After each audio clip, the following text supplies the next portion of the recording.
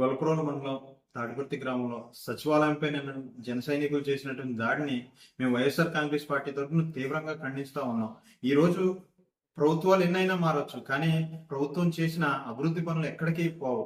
ఏ రోజైనా సరే ఈ ప్రభుత్వంలో మా గ్రామానికి ఈ మంచి పని జరిగింది, మా గ్రామానికి ఈ మంచి పని జరిగిందని ప్రజలు ఏ రోజుకి చెప్పుకుంటానే ఉంటారు.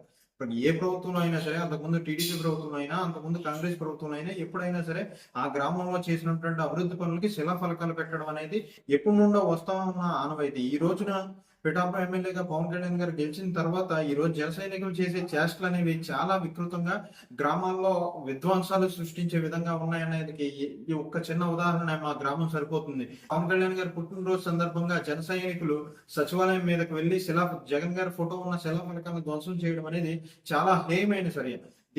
అక్కడ సీసీ ఫుటేజ్ లో ఇదంతా రికార్డ్ అవ్వంగా అక్కడ పంచాయతీ సిబ్బందికి గానీ, సచివాలయ సిబ్బందికి గానీ, అధికారులకు గానీ మేము అందరి దృష్టికి తీసుకెళ్లంగా సీసీ ఫుటేజ్ లో రికార్డెడ్ ఎవిడెన్స్ ఉండగా కూడా ఈ రోజుకి కూడా సచివాలయ శిలాఫలకాలను ధ్వంసం చేసిన వారిపై ఎటువంటి చర్యలు తీసుకున్నటువంటి ఈ అధికారులని ఏమనాలో కూడా తెలియని పరిస్థితుల్లో ఈ రోజు మేము అందరం ఉన్నాం. ఇటువంటి చర్యలు మేము చేయగలం, మేము చేస్తే ఈ రోజు శిలాఫలకాలు ఎన్ని ధ్వంసం చేసిన దాని తర్వాత గ్రామంలో ఉండే శాంతి భద్రతలు ఎంత ఇబ్బందికి గురవుతాయి అనేది మేము ఆలోచించి ఉన్నాం. కాబట్టి ఈ రోజు మేము దానికి దూరంగా ఉన్నాం.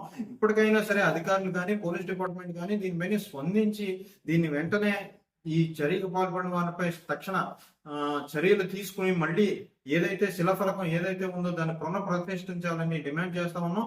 దీనిపై మేము ఎక్కడితో ఆగం. గత 3 నెలల కాలం వరకు కూడా మేము ప్రభుత్వంలో ఉన్నాం, అధికారంలో ఉన్నాం. కానీ ఎటువంటి హేయమైన చర్యలకి మేము కానీ, మా పార్టీ కార్యకర్తలు కానీ ఏ రోజు కూడా అంతకుముందు ప్రభుత్వాలు ఏర్పాటు చేసిన అభివృద్ధి పనులు కానీ ఈ రోజు నేను ఎక్కడ మా గ్రామంలో ఏ అభివృద్ధి పనులు టీడీపీ పనులు చేసినా సరే మేము ఎప్పుడు అటువంటి చర్యలకు పాల్పడలేదు. ఎందుకంటే అటువంటి సంస్కృతి మా పార్టీలో లేదు, అటువంటి సంస్కృతి మా పార్టీలో ఉండదని కూడా మేము ఈ సందర్భంగా తెలియజేసుకుంటూ, ఇటువంటి హేయమైన చర్యలు జనసేన పార్టీ ఎందుకు చేయిస్తుంది అనేది ఒక్కసారి వాళ్ళే ప్రశ్నించుకోవాల్సిన అవసరం